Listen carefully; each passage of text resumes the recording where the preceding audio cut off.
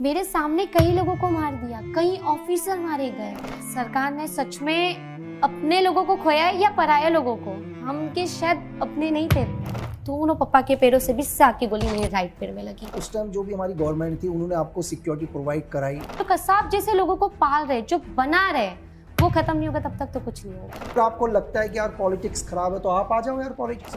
आज मेरे पापा का बिजनेस बंद हो गया है। ये आपस में लड़ते रहते ना, सरकार ये किसी के घर जाके नहीं पूछती है। आज कसाब हो तो अगर एक सवाल आपसे कोई पूछने को कहे तो आपका क्या सवाल होगा उसके लिए? मेरी बचपन छीन गई सर, मेरा पैर मुझे सर, मैं नहीं जानती थी मैं इन फ्यूचर चल भी पाऊंगी या नहीं। तो इतना टाइम क्यों लगा एक आतंकवादी को फांसी देने में? या मैं किसी का बंदूक लेके इसको छीन के गोली मार। लोग तो आजकल मर्डर की गवाही नहीं देते भाई। मैं नरेंद्र मोदी सर से मिलने की कहीं कोशिश की, कुछ नहीं हुआ। उनकी तो अपील है ना, बेटी बचाओ बेटी पढ़ाओ। चाहे RNW बोलो, IB बोलो, NI के लोगों ने आपसे कांटेक्ट करने की कोशिश करी। मुझे धमकियां, कई कॉल्स भी आए। जब पहली बार गोली की आवाज आपने सुनी और वो अंधाधुंध गोली फायरिंग कर रहा है, इतने लोगों को मार दिया गया तो उसे क्या मिला? जन्नत मिल गई? लोगों ने मेरा नाम क्या रखा है आपको पता है? कसाब। ऑफिसर्स को क्यों नहीं बुलाते? आर्मी ऑफिसर से रिबन क्यों नहीं कटाते हो? आपको सुनने वाली कोई भी बेटी इस देश में अब किसी आतंकवादी से नहीं डरेगी यार। जो आवाज उठाते ना, उनकी आवाज दबाइए मत। 26/11 को आज पूरे 16 साल हो चुके हैं, लेकिन गोलियों की आवाज आज भी कई लोगों के कानों में गूंजती है। उन्हीं 26/11 में कई मासूम मारे गए, लेकिन एक 9 साल की बच्ची जिसके पैर में गोली लगी पर वो डरी नहीं, उसने सबसे बड़ी आतंकी कसाब के खिलाफ कोर्ट में गवाही दी और उसको फांसी के फंदे तक पहुंचाया। यह सिर्फ एक गवाही नहीं थी, यह आतंक के खिलाफ उठी आवाज़ थी। तो आज हमारी मेहमान है 26/11 की बहादुर बेटी देविका रोटवाल। कैसे हैं मैम आप?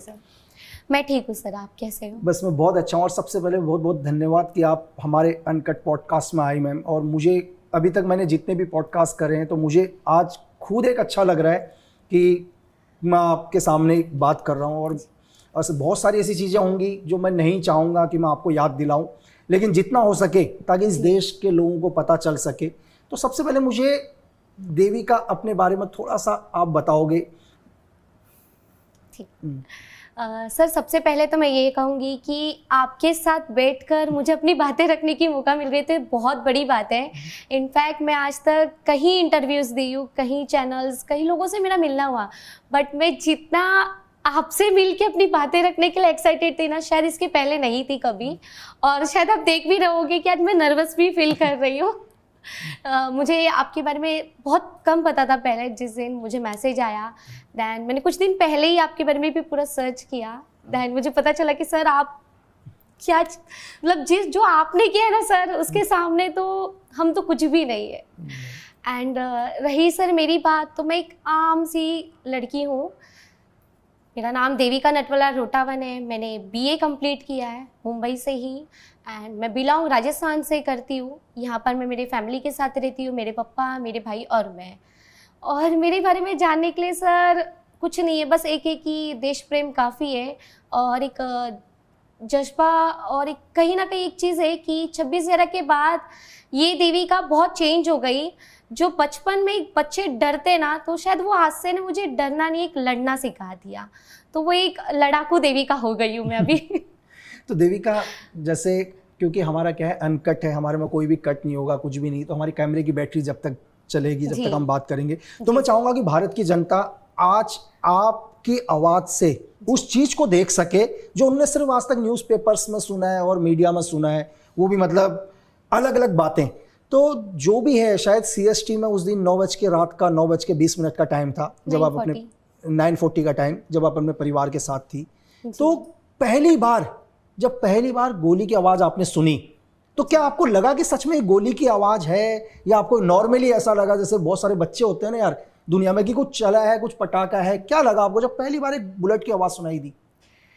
पहली बात तो सर, जो मेरी वो उम्र थी ना, वो 9 साल 11 महीने की थी, और ये आतंकवाद, ये गोली फायरिंग, इसकी कोई नॉलेज नहीं थी, मुझे पता ही नहीं था ये सब होता क्या है। उस उम्र में खेलना कूदना इतना आइडिया था। उसके ठीक 2 साल पहले 2006 में मेरी मॉम की डेथ हो गई थी। उसके बाद से हमारी ऐसी फैमिली ट्रिप होती रहती है, कभी कहीं और जाना, कभी कहीं और जाना। तो उस दिन भी हम पूना जाने वाले थे। जब वो रात को, जब वो आवाज़ आई, सबसे पहले बॉम्ब धमाके की आवाज़ आई, हमारे सामने ही बॉम्ब धमाका हुआ। और वो जो गोली की आवाज़ होती है ना सर, वो एकदम फटाकों की तरह होती है। ऐसा लग रहा था कोई फटाका फोड़ रहा है। गोली फायरिंग की आवाज़ से ऐसे पिक्चर में दिखाते ना, ऐसी गोली की आवाज़ अलग आती है साउंड, तो वो रियल लाइफ में मुझे ऐसा लगा नहीं कि वो साउंड उस टाइप की थी। वो सेम फटाके की साट साट करके अचानक से फायरिंग होना, लोग सडनली भाग रहे, मैं देख रही हूँ भागते भागते लोग गिर रहे, पता नहीं चल रहा था मुझे कि क्या हुआ है तभी। मैं तो मेरे फैमिली के साथ थी, मेरे पापा, मैं, भाई थोड़ी देर पहले ही वो वॉशरूम को चले गए थे, हम बैठे थे। मैं आपको स्टार्टिंग से बताती हूँ हम घर से कैसे निकले हैं। उस दिन का हमारा प्लानिंग था पूना जाएंगे बड़े भाई को मिलने के लिए, बहुत एक्साइटेड थी मेरे फैमिली के साथ। भाई मुझसे 4 साल बड़े हैं एंड हम बांद्रा से CST गए। CST में मेन हॉल में जाके बैठे, वहाँ जो चेयर लगी हुई रहती है, अभी तो काफ़ी सिस्टम अलग कर दिया है वहाँ पर। पहले ऐसे गोल राउंड में नहीं रहता था, वहाँ ऐसे चौरस में रहती थी, यहाँ सीट अलग, यहाँ सीट अलग।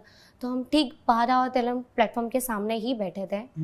उतने में भाई ने मुझे बोला कि मुझे वॉशरूम आया है, पापा मैं टॉयलेट जाके आता हूँ। पापा ने बोला ठीक है बेटा तू जाके आ जा, फिर हम टिकट निकाल के जाएंगे। जैसे ही वो गया, अचानक से धमाका हुआ। धमाका इतना जोरदार हुआ कि कुछ पहले पता नहीं चला कि क्या हो गया है। सब नॉर्मली एकदम जैसे अभी हम कैसे सब बैठे हुए हैं, और अचानक से इतने जोरदार आवाज़ आना, और उस उम्र में सर मुझे समझ ही नहीं थी ये सब क्या है। देन कुछ लोगों ने अपनी बैग वगैरह वो सब उसके ऊपर डाला। जो बॉम्ब का आज भी स्टेशन पे खड्डा है, आज भी वो निशान है। कहीं निशानों को तो छुपा दिया गया है, पोस्टर लगा दिए गए। फिर गोली फायरिंग की आवाज़ आने लगी, लोग भाग रहे, मेरे सामने से, पीछे से, बाजू से। मेरे पापा को हमें धक्का दे के जा रहे कोई लोग। देख रही हूँ भागते भागते तो लोग सडनली गिर रहे हैं, किसी के हाथ से खून, तो किसी के पैर, तो किसी के सर से। मैं डर गई, बहुत डर गई कि ये क्या है। पापा ने बोला, हम उस टाइम पे मेरे भाई को आवाज़ दे रहे थे, जयेश जयेश भाई हमसे लापता है। पापा ने बोला बेटा हम भी भागते हैं, या कुछ तो गलत हो रहा है। मैं जैसे मेरे पापा के साथ भागने की कोशिश करती हूँ, पापा के मैं ठीक आगे खड़ी थी, मेरे पापा पीछे थे, भागने की कोशिश करती, दोनों पापा के पैरों से भी से आके गोली मेरे राइट पैर में लगी। गोली लगी, गिर गई मैं। उसके पहले मैंने एक शख्स को देखी थी जिसके हाथ में बड़ी सी गन है और वो अंधाधुंध गोली फायरिंग कर रहा है। मैं क्वेश्चन मार्क थी कि आखिर ये कौन है। उसके चेहरे पे कोई डर नहीं, ऐसा लग रहा है कि इसे ये फायरिंग करते हुए, गन चलाते हुए बड़ा मज़ा आ रहा है। वो खुश है, हम लोगों को मार के, वहाँ के लोगों को मार के, उसे वो इंजॉय कर रहा था उस चीज़ को। मेरे जहन में उसकी शक्ल ऐसी बस गई कि वो शायद आज भी मैं नहीं निकाल पाई हूँ। वो रात, वो फेस, उसकी चलाने का तरीका, अंधाधुंध गोली फायरिंग। AK-47 गन होती क्या है पहले तो कभी पता ही नहीं था। उस टाइम पे देखना, एक बड़ा गन मैन खड़ा है, बुटका सरीका है, उसके आँखों में या चेहरे पे कहीं पर भी वो एक गिल्टी फील होता है ना किसी इंसान को, शायद हम कुछ गलत कर रहे तो एक कहीं ना कहीं एक फील हो, उस चेहरे पे दिखा नहीं मुझे। वो चेहरा मेरे मन से निकला नहीं। गोली लगने के बाद मैं गिर गई थी, बेहोश हो गई थी वहाँ पर। मेरे पापा ने मुझे बताया बाद में कि वो भी मेरे ऊपर गिर गए थे। उन्होंने वहाँ एक्टिंग किया, जो मुझे बुलेट लगी थी वो खून उनके कपड़े पे भी लग गया। और पापा ने तभी वहाँ दोनों आतंकवादी को देखा, कसाब और अब्बू इस्माइल को। मैंने कसाब को देखी थी। फिर कुछ टाइम बाद वहाँ पुलिस ऑफिसर, TC और लोग आए थे देखने के लिए कि कौन जिंदा है, कौन बचे या नहीं। तो पापा ने हाथ ऊपर किया कि मैं हूँ, मेरी बेटी को गोली लगा है। वहाँ से मुझे सेंट जॉर्ज हॉस्पिटल लेके गए। सेंट जॉर्ज में जब मैं गई तब मुझे होश आया, आंखें खुली तो मेरे सामने काफ़ी लाशों पड़ी थी। कुछ डॉक्टर्स ऐसे ही ऑपरेशन कर रहे, किसी को बेहोश भी नहीं कर पा रहे। जो फॉरेनर थे, बहुत लोग थे, वो चिल्ला रहे। ऑलरेडी जो CST पे मैंने देखा था वो मंजर मेरे दिमाग में ऐसा घूम रहा था, और वहाँ पर भी मैं सहन नहीं कर पा रही थी। और जो बुलेट मेरे पैर में थी वो काफ़ी पेन कर रही थी मुझे। उस टाइम पे कुछ टाइम बाद ही मेरे भाई भी मुझे हॉस्पिटल में ही मिले। वो हमें ढूंढते ढूंढते हॉस्पिटल पहुँचे थे। लाशों पड़ी थी, एक के ऊपर एक लाशों पड़ी है कहीं, और वो चीरा फाड़ा करना, टाका देना, ये सब देख के तो मैं और डर गई। मैंने रोने लग गई, पापा को भी बोली। अब एक पैर से तो मैं कुछ कर भी नहीं सकती थी। पापा ने फिर वहाँ पर नर्स थे, उन्होंने बोला कि नहीं आपको शिफ्ट कर देंगे। फिर दैन वहाँ से मुझे सेंट जॉर्ज से जेजे हॉस्पिटल शिफ्ट किया गया। जेजे हॉस्पिटल में मैं करीबन 1.5 महीना एडमिट रही।